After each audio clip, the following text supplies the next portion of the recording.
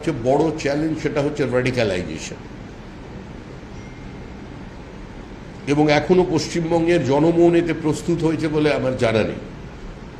যদি হতো তাহলে যেদিন ফিরহাদ হাকিম খোলাখুলি দাওয়াতে ইসলামের কথা বলেছিলেন কলকাতার মেয়র হিসেবে, কলকাতার মানুষরা রাস্তায় নামতেন।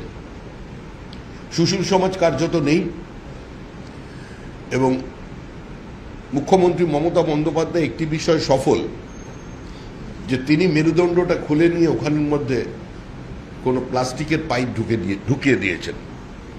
কোনো প্রতিবাদ নেই। যে প্রগতিশীলেরা কখনো আপনাদের প্রেস ক্লাবে, কখনো আপনাদের বিভিন্ন অনুষ্ঠানে কনক্লেভে গিয়ে এপার বাংলা ওপার বাংলাকে এক করে দেবার কথা বলেন, বাংলা ভাষার কথা বলেন,